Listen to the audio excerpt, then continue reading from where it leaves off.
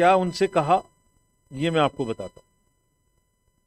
कोई भी मनी का जो कंट्रोल है उसको रोकने के लिए वो काम करेंगे। No irregular illegal use of money should take place during the elections. वैसे यहाँ शिकायत कम है, लेकिन फिर भी लिकर, कैश, फ्रीबीज की कोई घटना ना घटे, वोटर्स को कोई प्रलोभन ना दिया जाए, इस पर सभी डिपार्टमेंट्स कॉन्टिन्यूसली कार्य करेंगे।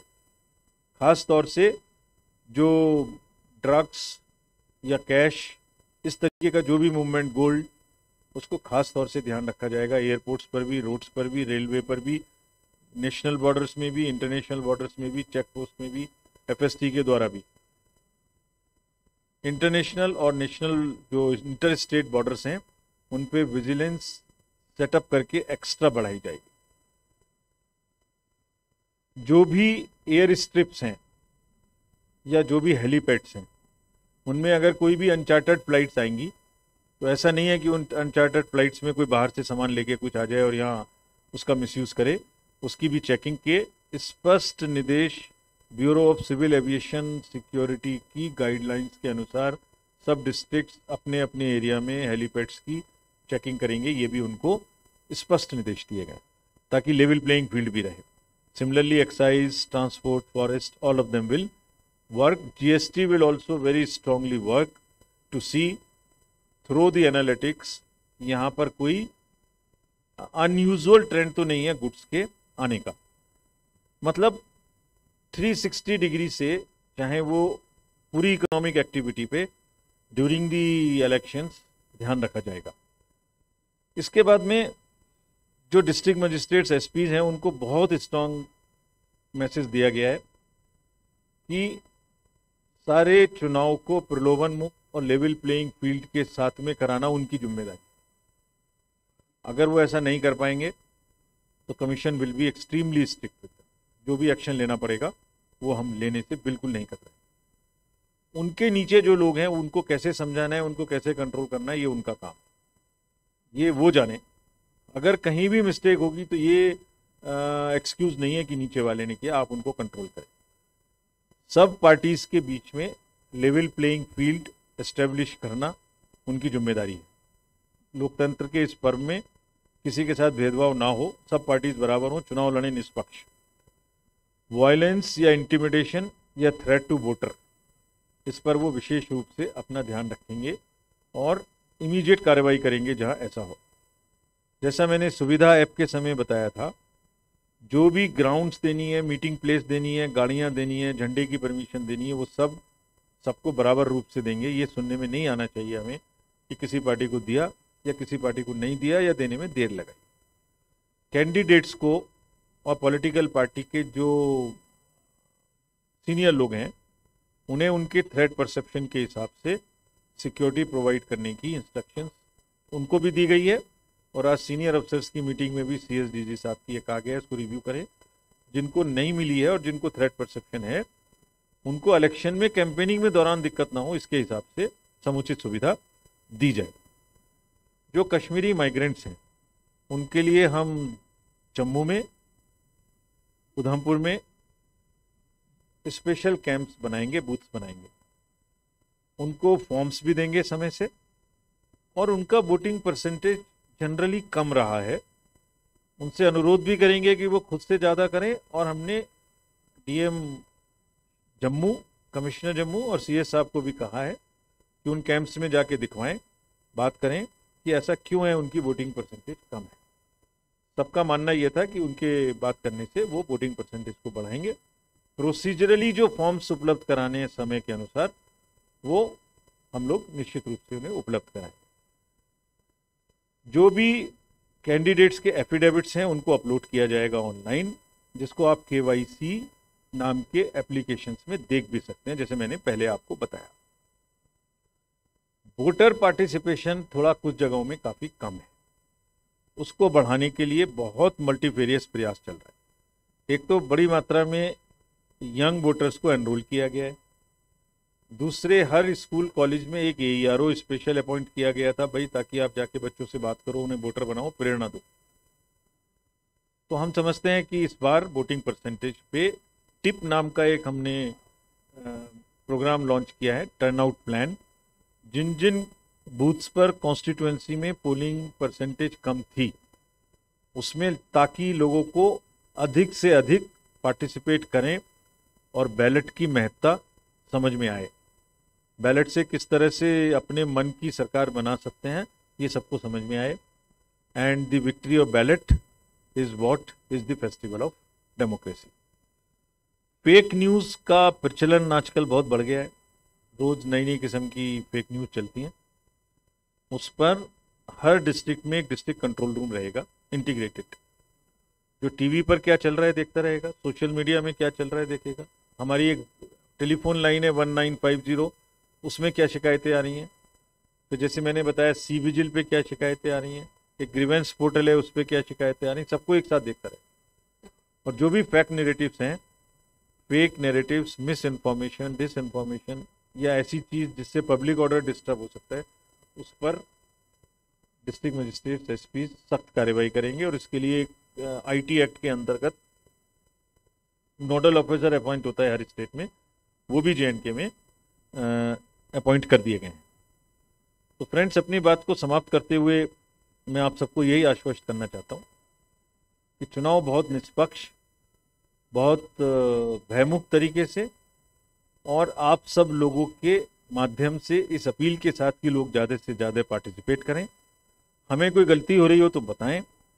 इस सब के साथ में मैं सभी स्टेक होल्डर्स का, सभी पॉलिटिकल पार्टीज का, कैंडिडेट्स का, वोटर्स का, आपका सबका अभिनंदन करता हूं और बड़े से बड़े रूप में पार्टिसिपेट करने के लिए इनवाइट करता हूं। Thank you very much. Thank you for those detailed remarks, sir. So we'll start. Just raise your hand. Where's the mic? Let's come to him first. Yeah. Then he'll come to you next. Good afternoon, sir. Welcome to Jammu. I'm Pradeep Datta from Times Now TV channel.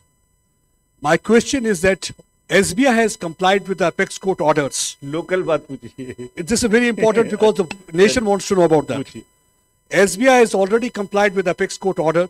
They had submitted the report related to the electoral bond. Now it is up to you. Are you going to make it public by March 15? Or any kind of instruction been given till the panel will be reaching back to Delhi that report should not be made public or any details should not be divulged regarding the data? And the small second question is, you spoke about the Lok Sabha election here, but are you going to have the assembly election along with the Lok Sabha elections? Okay. You can give it to the gentleman next to him. Yeah. Right. भाई साहब इनको दे दो, ये जो है second बैठे हुए हैं। Yeah. सर अभी जिस तरह दो लोग जो हैं अभी पैनल में वो कम हैं, तो उनका री इलेक्शन कब होगा सर? इलेक्शन किसका इलेक्शन? मतलब जो उनको अपॉइंटमेंट कब होगा सर? ठीक है। अच्छा, मेरे साथी लोगों का। अच्छा, ओके, दे दीजिए। अब वो सेकंड रो में जो है, ओके ठीक है, करना प्लीज। सर आपने Lok Sabha, introduce yourself sir, please introduce. Manoj Kaul from news 18 JKL। मेरा सवाल यह है कि आपने लोकसभा के चुनाव के बारे में ये बताया कि किस तरह से अरेंजमेंट्स किए गए हैं। जैसा कि आपने कहा कि पॉलिटिकल पार्टी से आपकी मुलाकात हुई और जो अपोजिशन की पार्टीज हैं खासतौर पे, उन्होंने ये कहा है कि अगर लोकसभा के चुनाव कराए जा सकते हैं तो असेंबली के चुनाव क्यों नहीं कराए जा सकते? क्या हम ये माने कि लोकसभा के चुनाव के साथ साथ जम्मू कश्मीर में असेंबली के भी चुनाव कराए जाएंगे? ठीक है, thank you. The gentleman second row, दूसरे रो में जो है, हाँ हाँ। Yeah, hi sir, myself Sunil Bhatt from India Today.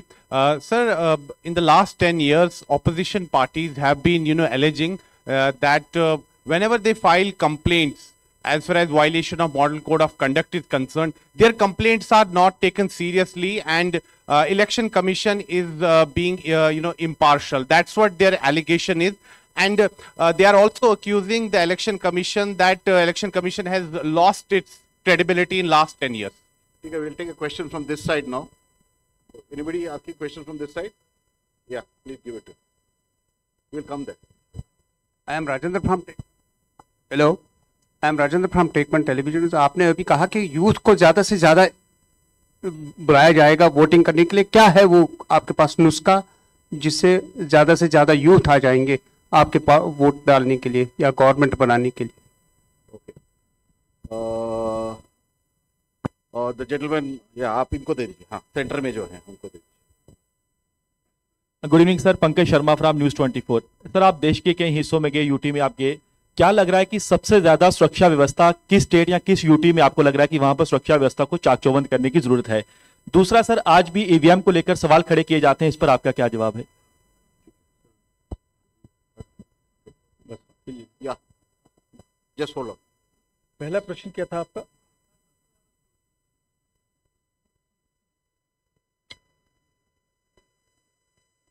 Yes. SBI is electoral bonds. And you said nation wants to know. I was thinking कि आप मुझसे यहाँ के प्रश्न पूछेंगे। उनको माननीय उच्चतम न्यायालय ने आदेश दिया था कि 12 तारीख तक वो हमारे यहाँ सारी डिटेल सबमिट करें। और कमीशन का उनके प्रश्न से भी जुड़ा हुआ है, वो जो क्रेडिबिलिटी वाला प्रश्न पूछ रहे थे, बड़ा लोडेड प्रश्न आपने पूछा था, उसका भी जवाब दूंगा आपको। हमारा बिल्कुल कोर्ट में ये बहुत स्ट्रांग हो रहा था कि पारदर्शिता के पक्ष में है चुनाव आयोग हर तरीके से। हमारे 3 ही पिलर हैं। Number 1, disclosure, disclosure, disclosure. Anything we do in the commission and anything our district magistrates down the line in the election process do is based on 2 pillars: disclosure, disclosure, disclose everything to the public, to the voter. Voter have right to know everything what we are doing, how we are doing, and therefore we end all our press conference, all our visits with the press conference, so that you can ask those questions, even including questions like credibility of the commission. Very openly you can ask. So commission had always been in favor of transparency, and that was our stand in the electoral bond case also. Uchtam Nyayalaya has ordered the SBI to give it to 12th. They have given it to us yesterday in time. I'll go back, look at the data, and would definitely disclose it in time. Your question is satisfactorily answered. Thank you.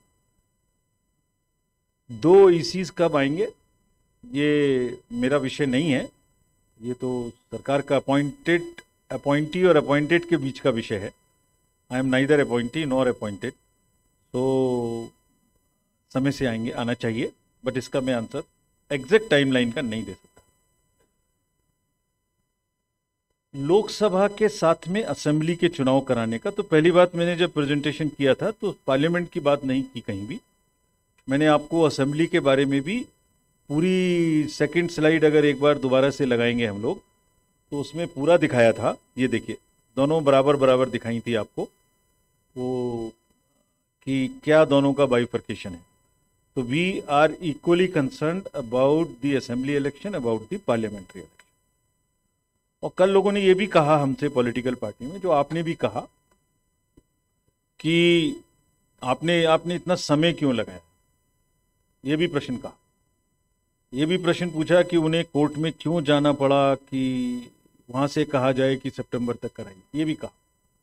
इसका भी जवाब आपके माध्यम से मैं आज देता हूं, अभी तक नहीं दिया था, आज देता हूं। जैसे आप अवगत हैं, JNK का जो रीऑर्गेनाइजेशन एक्ट था 2019 में आया। 2019 में जब एक्ट आया तो उसमें 107 असेंबली की सीटें निर्धारित की गई थी, जिसमें से 24 पाक ऑक्यूपाइड JNK की थी। उनको खत्म कर दें तो 83 बनती। ये सब आपको पता है। 83 में से 7 SC की थी और ST की नील थी। उसके बाद 2022 में डिलिमिटेशन को एक्सेप्ट किया गया। तो उस समय तक तो चुनाव होने का मतलब ही नहीं था। जब डिलिमिटेशन हुआ 2022 में, तो वो सीटों की संख्या बढ़ा के 107 से कर दी गई 114। ठीक है, तो असेंबली की संख्या POK को खत्म कर दें तो 83 के बदले हो गई 90। और उसमें 2 चीज और की गई कि ST को 9 सीटों का रिजर्वेशन दिया गया। तो मैं अगर दोबारा से आपको पूरी बात बताऊं तो 107 बढ़ के 114, 107 से 114 हो गया, 83 से बढ़ के 90 हो गया, और नई चीज हुई कि 9 सीटें रिजर्व हो गई। और इन सबको, so there was a dissonance between the reorganisation act and the delimitation. तो इन दोनों को एक करना पड़ेगा। वो एक कब हुए? दिसंबर 2023। दिसंबर 2023 में कश्मीर रीऑर्गेनाइजेशन अमेंडमेंट एक्ट 2023 आया, जिसमें क्या किया गया? 4 चीजें की गई। Schedule 2 of the RP act change करके वो संख्या 107 से बढ़ा के 114 की गई। असेंबली की संख्या 90 की गई। रिजर्वेशन 9 का एक्स्ट्रा प्रोवाइड किया गया। और इसके अलावा 2 काम और किए गए जो डिलिमिटेशन कमीशन ने कहे थे। वो 2 काम क्या थे? कि 2 सीटें माइग्रेंट्स के लिए रिजर्व की जाएं, जिसमें से एक वुमेन की हो। और इसके अलावा एक और प्रोविजन था, provision for 1 nomination for displaced person from PoK, ये भी किया गया। तो रीऑर्गेनाइजेशन एक्ट को डिलिमिटेशन कमीशन एक्ट के एक्सेप्टेंस के बाद से चेंज दिसंबर 23 में किया गया, और आज हम मार्च 24 में बैठे। तो मेरे पास 3 महीने का टाइम मीटर डाउन हुआ 2023 दिसंबर। तो कोई डिले नहीं हुई हमारी तरफ से। तो हम अपने दायित्व से पूरी तरह से वाकिफ हैं। इस बात से भी वो पूरे सजग हैं कि कोई पॉलिटिकल वैक्यूम नहीं रहना चाहिए, जल्दी से जल्दी चुनाव होने चाहिए। बट ये अभी 3 महीने पुरानी बात है, अभी तो सीजन शुरू हुआ है। और दोनों चीज़ों को मैंने आपके सामने प्रेजेंट किया है, दोनों के उसी के अनुसार हमने रिव्यू किया है कि हम एक साथ कराएंगे या हम आगे पीछे कराएंगे। जो भी करेंगे ये हम सिक्योरिटी की सिचुएशन को देख के सबके फीडबैक के बाद में इस पर निर्णय लेंगे। और ये निर्णय जब लेंगे तो सबसे पहले आप ही को बताएंगे प्रेस कॉन्फ्रेंस में जब हम अनाउंस करेंगे। बट मूड पॉइंट इज जल्दी से जल्दी दोनों चुनाव हम करेंगे। कोई डिले नहीं हुई है, डिले एक्ट के चेंज होने के बाद से अभी हुई। तो इसको जल्दी से जल्दी करेंगे जब भी हम इस पर निर्णय लेंगे कंबाइंड रूप से बैठ के, taking inputs of the political parties, all the district magistrates, SPs, IGs, DIGs, and the senior officers of the state government, paramilitary forces. We have taken feedback from everybody कि उनको कितनी सिक्योरिटी की requirement होगी। यहाँ पर एक प्रथा और है कि जो कैंडिडेट्स होते हैं उनको सबको सिक्योरिटी मिलती है, उनको 2-2 सेक्शन की सिक्योरिटी मिलती है। तो उससे भी क्या सिक्योरिटी के इम्प्लीकेशन है वो सब देखा निर्णय लेंगे। यूथ वोटर के लिए क्या नुस्खा हमारे पास है, ये आपने पूछा।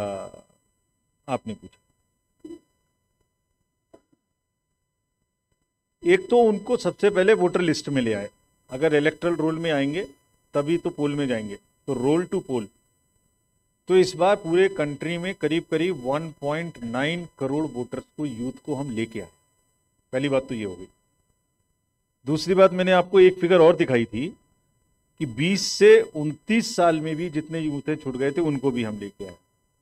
और करीब करीब 20 से 19 से 18 से 28 साल के बीच में कितने, करीब करीब 18 से 28, करीब करीब 27-28 करोड़ वोटर्स जो हैं वो हमारे रोल में आ चुके हैं।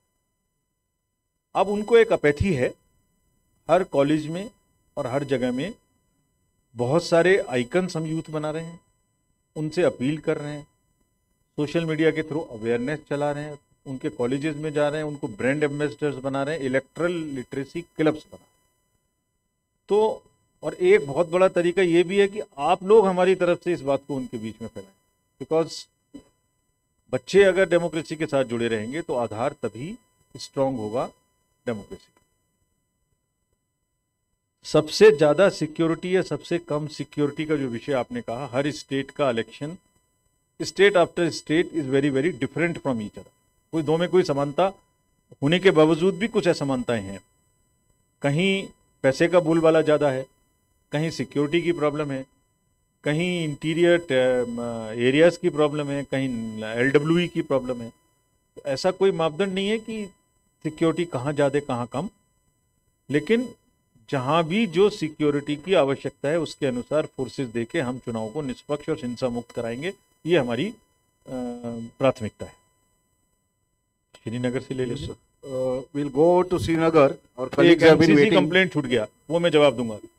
श्रीनगर ले Yes, we'll go over to Srinagar, and I request journalists there to pose their questions. First, identify yourself and your organization, and आप हिंदी इंग्लिश में आप पूछ सकते हैं questions. Sir, myself Zeenat, I represent Republic TV. Sir, there is a concern raised by the political parties in Jammu and Kashmir about the service voters. Would like to know from your end, who are these voters and what is their number? The second question is the Kashmiri Pandits who are Which- living overseas. Which voters you said? How will they be Please hold on. Which Service voters you voters. said? Service. Service voters. service voters? Okay. Yeah. Okay. Continue. And the Kashmiri Pandits who are living overseas, what facilities will be provided to them in order to participate in the electoral process? Okay. Next question from whoever is asking the next question. Kindly identify yourself and ask the question. Sir मेरा नाम सोहेल है, मैं times now नौबाद को represent कर रहा हूं। मेरा question है कि लोकसभा चुनाव को लेकर जो सिक्योरिटी अरेंजमेंट है उसकी क्या स्टेटस है इस वक्त, क्या रिक्वायरमेंट थी और कहां तक कंप्लीट हुआ है? ठीक है. We'll take one more question from there. Sir hello Yes, yes. Sir, मेरा नाम फरहत है, मैं ईटीवी भारत को यहाँ रिप्रेजेंट कर रहा हूँ। सर, जब आपकी मीटिंग यहाँ कर श्रीनगर में थी तो वहाँ वो अपोजिशन पार्टी पैंथर्स पार्टी के जो रिप्रेजेंटेटिव थे हरीशदेव सिंह, तो उनको आपसे मिलने की इजाजत नहीं दी गई थी, तो वो जानना चाहेंगे हम कि उनको क्यों रोका गया था। आज भी उनको जम्मू में बताया जा रहा है कि डिटेन किया गया है। ठीक है. या One और more? पूछिए. No, from Srinagar. हाँ, Okay. श्रीनगर से. तो Any more श्रीनगर questions? के my friends, media friends from Srinagar. First, let me start from the Panthers party first. The J&K National Panthers Party, the matter is under dispute. Whom do we meet? Let us clarify this. And this formula is for entire country. So we meet national parties, we meet recognized state parties, and we invite them in alphabetical order. And this is all across the country. The party which you refer to is under dispute. And since the dispute gets settled, there is no one whom authoritatively we can meet. The moment dispute is over, claims and counterclaims are settled, we will definitely be very, very happy to meet every recognized party. इससे ज़्यादा खुशी की हमारे लिए कोई बात नहीं कि हम सबसे मिल सकें, उनकी बातों को सुन सकें और उसके अनुसार हमारा फीडबैक सिस्टम भी स्ट्रांग होता है. Security related requirements we have already assessed. Now, going back, we will assess, we will sit on the drawing board. We will assess as to exactly how much we require when we do parliamentary election, how much we require when we do assembly election, how much we require when we do both elections together. We will calculate this with the resolve कि जब भी हम चुनाव कराएंगे वो बिल्कुल निष्पक्ष और अच्छे से कराएंगे और दोनों में बहुत देर नहीं है. नाउ अबाउट माइग्रेंट्स की बात को मैं पहले ही एक्सप्लेन कर चुका हूँ. कैंप्स बनाए जाएंगे उनके लिए और कैंप्स बनाने के बाद वहाँ पर वोटिंग की सुविधा उन कैंप्स में 20 के करीब जम्मू में और उधमपुर में और दूसरी जगह में बना के और दिल्ली में भी कैंप बनाएंगे उनके लिए. About service voters, my friend asked about service voters. हाँ, तो पूरे J&K में जो सर्विस वोटर्स किसको कहते हैं पहले ये समझ लेना चाहिए हम लोगों को. जो लोग आर्म्ड फोर्सेस में या CAPF में काम कर रहे हैं और बॉर्डर्स पर बैठे हुए हैं या दूर जगह में बैठे हुए हैं, अपने प्रदेश में नहीं है जहां वो रजिस्टर्ड है, तो ऐसे जम्मू कश्मीर के वोटर्स जो इस समय आर्मी में या CAPF में जम्मू कश्मीर से बाहर काम कर रहे हैं उनको हम सर्विस वोटर्स कहते हैं और पोस्टल बैलेट्स भेजते हैं. 2019 में उनकी संख्या 77,503 थी. 2022 में वो घट के 72,737 हो गई और आज 2024 में सर्विस वोटर्स की संख्या 76,876 है. मतलब इट इज रिड्यूसिंग फ्रॉम 2019। लेकिन ये J&K के वो लोग हैं जो अपना अपना बहुमूल्य योगदान आर्म्ड फोर्सेस में बाहर दे रहे हैं।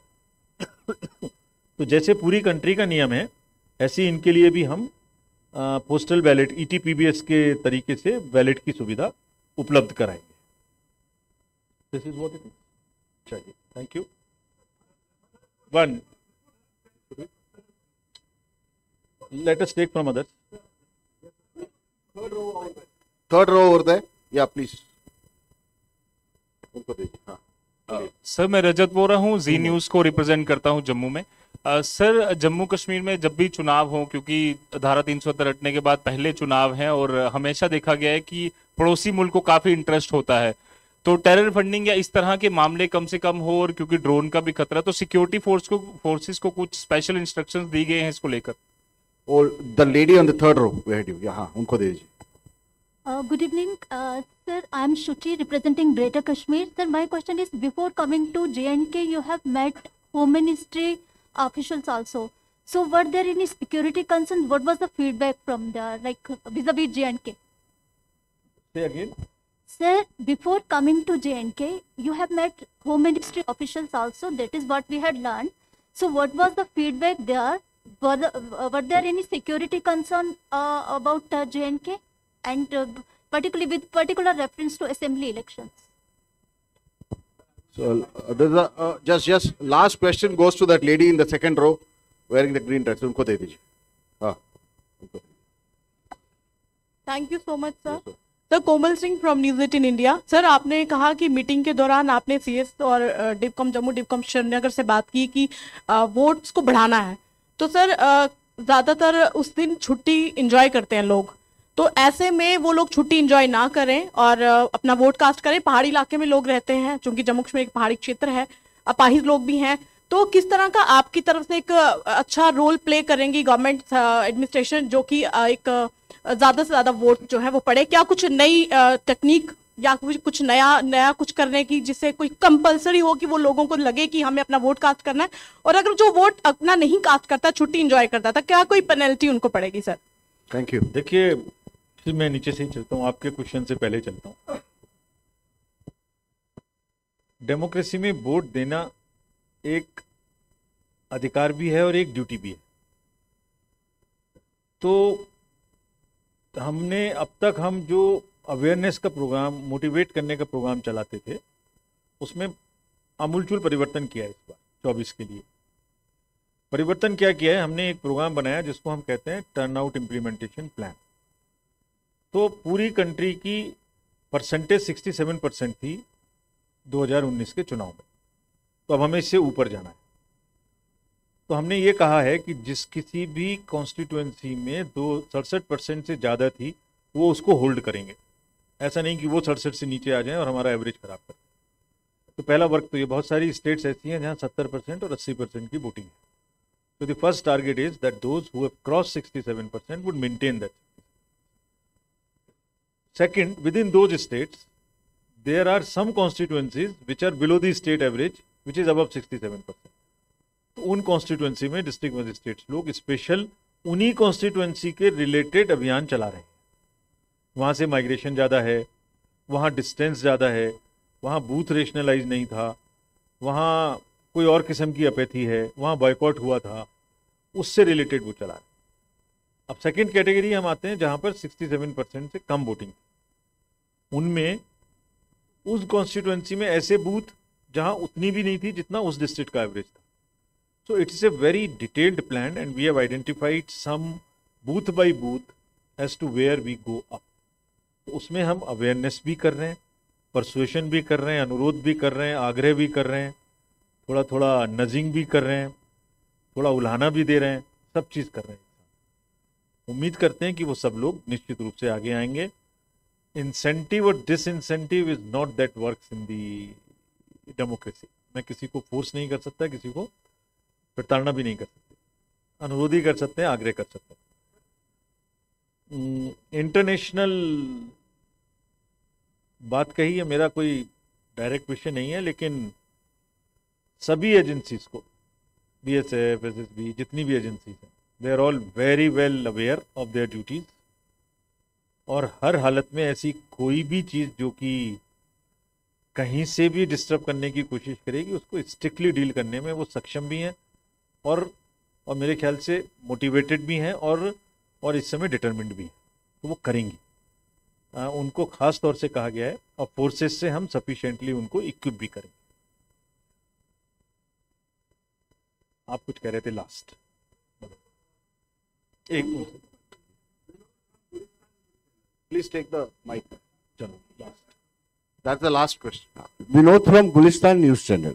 जो लोग आउटसाइड द स्टेट्स हैं, बाहरी राज्यों से यहाँ पर आकर के काफी लंबे से रह रहे हैं, उसमें से कुछ आईएएस ऑफिसर्स भी हैं, कुछ आईपीएस ऑफिसर भी, जिनका डोमिसाइल बन चुका है, क्या वो असेंबली इलेक्शन में अपना वोट कास्ट कर सकेंगे? क्योंकि जब से मैंने अपना करियर शुरू किया, पांडुरंग पोले जी को भी देखा है, हृदय कुमार जी के साथ भी हमने काम किया, क्या ये असेंबली में वोट कास्ट कर पाएंगे?